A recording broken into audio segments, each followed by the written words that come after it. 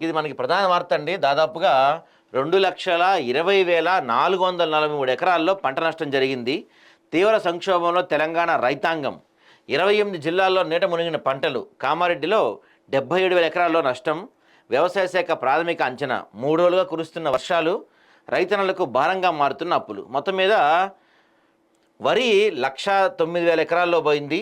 పత్తి 60,000 ఎకరాలు, వేరుశెనగ 20,900 ఎకరాలు, మొక్కజొన్న 16,000 ఎకరాల్లో నష్టపోయిందంట. ఇది చాలా దారుణం. అసలు ఇంకో 3 నెలలు ఆగితే వేసిన పంట చేతికి వచ్చేది. సిరులతో రైతుల ముఖం వెలిగి చిరునవ్వును ప్రకృతి మింగేసింది.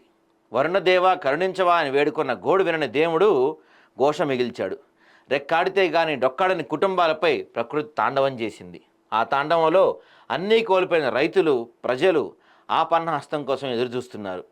రాష్ట్ర వ్యాప్తంగా 1,000 ఎకరాల్లో పండిన పంటలు నీట మునిగిపోగా విత్తనాలు పాడైపోయాయి. పత్తి, వరి, మొక్కజొన్న, సోయాబీన్ పంటలకు ఎక్కువ నష్టం జరిగింది. అసలు ఇది తీర్చలేని నష్టం అండి. ఇంకొక 2-3 నెలలు ఆగితే ఈ పంటలన్నీ కూడా చేతికి వచ్చేసాయి. సహజంగా మనకి డిసెంబర్ ఎండింగ్కి, జనవరి 1కి చేతికి వచ్చేస్తాయి పంటలన్నీ కూడా. ఈ టైంలో ఇలాంటి పెను విపత్తు ఇది మనకి 2,20,443 ఎకరాల్లో కనిపిస్తుంది. కానీ దాదాపుగా 5,000 కోట్ల పైమాటే అంట నష్టం. మరి దీని గురించి అత్యవసర విపత్తుగా ఇంతవరకు గవర్నమెంట్ నుంచి నాకైతే ఫండ్స్ ఏం రిలీజ్ చేసినట్టు నాకు కనపడలే ఎక్కడా కూడా. ఎప్పుడన్నా ప్రమాదం జరిగితే ఇప్పుడు అక్కడికి మీరు పులిహార పొట్టాలు పంపించాలన్నా, వాటర్ బాటిల్స్ పంపించాలన్నా, ఏది పంపించాలన్నా ఒక ఎమర్జెన్సీ రిలీఫ్ ఫండ్ అవసరం. మరి ఇంతవరకు అలాంటి ఎమర్జెన్సీ రిలీఫ్ ఫండ్ అయితే నాకు ఏది కనపడలేదు. మరి అది ఎందుకు డిలే అవుతా ఉందా ఏంటి అనేది మాత్రం తెలియదు. సెంట్రల్ ఇవ్వదు అప్పుడే, స్టేట్ ఒకటి పంపిస్తే సెంట్రల్ ఇస్తుంది. రెండు ఏది జరిగినట్టు అయితే నాకు కనపడుతున్నా. అన్ని పత్రికల్లో కూడా మనకి ఇదే ప్రధాన వార్తగా కనపడుతుంది. ఈనాడులో కూడా చూడండి, ఎటు చూసినా కన్నీటి జాడలే. కామారెడ్డి ఎల్లారెడ్డి ప్రధాన రహదారి లింగంపేట శివారులో కొట్టుకుపోయిన వంతెన. బా ఏం మిగలలేదు చూసారా అసలు. భయంకరంగా ఉందండి పరిస్థితి. ఎక్కడ చూసినా వరుణి విధ్వంసం. వరద ఉధృతికి ఇసుక దిబ్బలుగా పంట పొలాలు, చేలల్లో రాళ్ల కుప్పలు, తెగిన రోడ్లు, వంతెనలతో స్తంభించిన రవాణా. కామారెడ్డి టౌన్లో బురద, చెత్త చెదారం మధ్య మురికి కూపాలు, ఇళ్ళు, విషసర్పాల ముప్పు. మొత్తం అన్నీ పాడైపోయినాయి. టీవీలు, ఫ్రిడ్జ్లు, మొత్తం ఎంత గోస రైతులకి.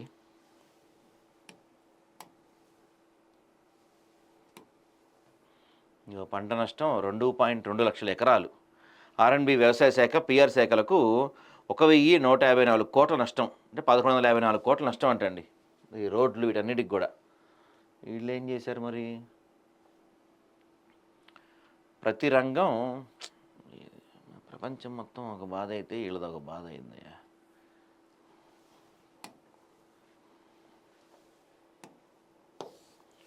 వరద నష్టం 5,000 కోట్లు అంటండి.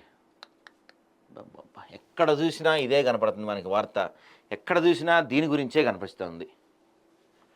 మురికి కూపంగా మారిన కాలనీలు, మోకాళ్ళ లోతులో చేరిన బురద నీళ్లతో కంపు కొడుతున్న ఇళ్ళు, మోటార్లతో అదే పదిగా నీటిని తోడేస్తున్న పుట్టుకొస్తున్న కొత్త వరదతో సంపులను తలపిస్తున్న అపార్ట్మెంట్ సెల్లార్లు, వరద ఉధృతి తెగిన రోడ్లు, చెరువు గట్లు, కూలిన వంతెనలు, కట్టలు, మట్లి రోడ్లను.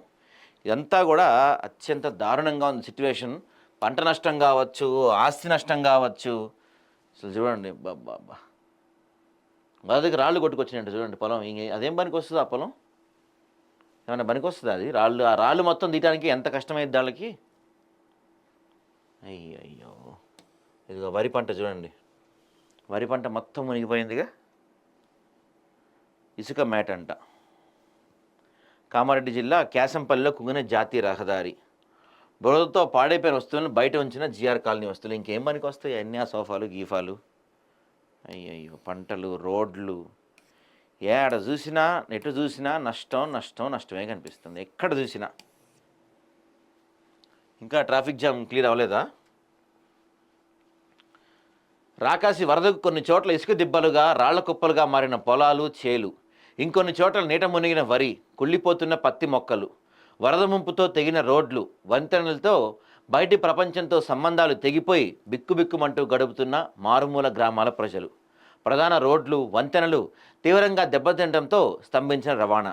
ఇలా ఎడతెరిపి లేకుండా కురుస్తున్న వర్షం, పోటెత్తిన రాకాసి వరద మిగిల్చిన నష్టం కనీవిని ఎరుగనిది. వరుణుని విధ్వంసంతో అల్లకల్లోలంగా మారిన కామారెడ్డి జిల్లాలో పరిస్థితి అయితే మరీ దయనీయం. గురువారం వరదకు కామారెడ్డి పట్టణంలోని GR colony, housing board colony ఇల్లు మునిగిన సంగతి తెలిసిందే. నివాసాల్లో బురద, చెత్త చెదారం పేరుకుపోవడంతో లోపల అడుగు పెట్టలేని పరిస్థితి నెలకొంది. ఇళ్లలో టీవీలు, ఫ్రిడ్జ్లు, కంప్యూటర్లు, ల్యాప్టాప్లు, వాషింగ్ మిషన్లు పనికి రాకుండా పోయాయి. ఫర్నిచర్ తీవ్రంగా దెబ్బతింది. బియ్యం, పప్పులు తదితర వంట దినుసులన్నీ తడిసిపోయాయి. ఇంటి తలుపులు తీస్తే పాములు కనిపిస్తుండటంతో ప్రజలు భయభ్రాంతులకు గురవుతున్నారు. ఈ కాలనీల్లో ప్రజలను ఇప్పటికే పునరావాస కేంద్రాలకు తరలించగా 80% మంది తిరిగి ఇళ్లకు వెళ్ళి శుభ్రం చేసుకుంటున్నారు. ఫైర్ ఇంజన్ సిబ్బంది వారికి సహాయపడుతున్నారు. ఎన్డీఆర్ఎఫ్ బృందం కూడా సహాయం చేస్తున్నారు.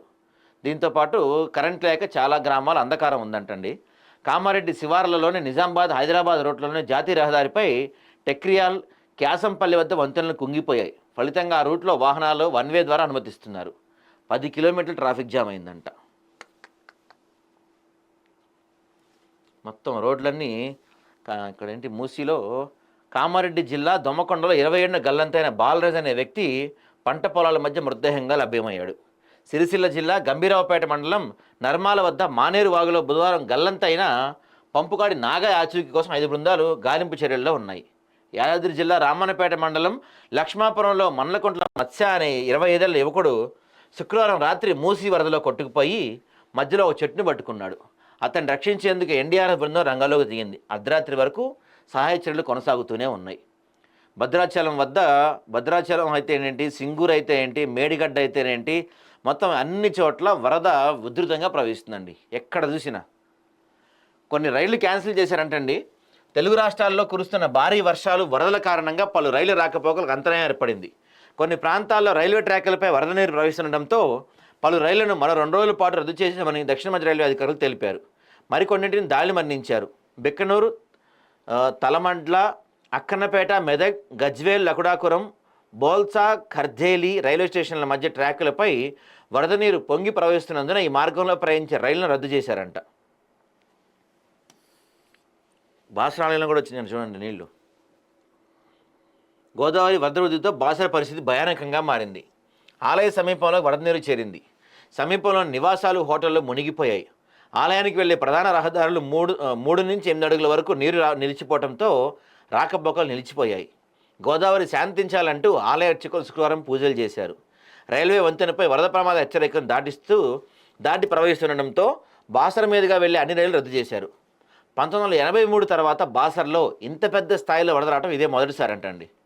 ములుగు జిల్లా టేకులగూడెం వద్ద రేకుమాగు వాగు ప్రవాహం పెరగడంతో తెలంగాణ, ఛత్తీస్గఢ్ మధ్య రాకపోకలు నిలిచిపోయాయి.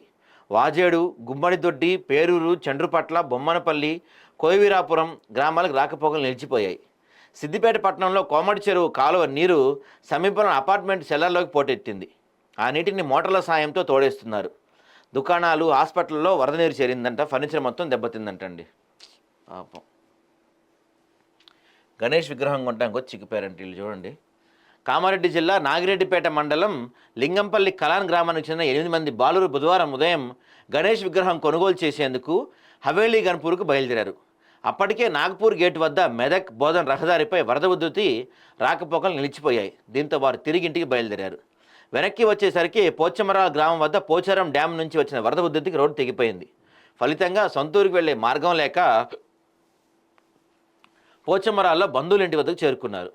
శుక్రవారం వరద ఉధృతి కాస్త తగ్గడంతో ఆర్మీ రెస్క్యూ టీం వారిని తాళ్లు, పడవల సాయంతో రోడ్డుకు అటువైపు కామారెడ్డి జిల్లా తరలించేందుకు ప్రయత్నించినా సాధ్యపడలేదు. దీంతో మెదక్ డీఎస్పీ ప్రసన్న కుమార్ వారిని మెదక్లోని పునరావాస కేంద్రానికి తరలించారు. నీటి ప్రవాహం తగ్గిన తర్వాత వారిని స్వగ్రామానికి తరలిస్తామని చెప్పారంట. ఇంత దారుణంగా ఉంది చూసారా పరిస్థితి. ఎక్కడ చూసినా అదే కనిపిస్తుందండి.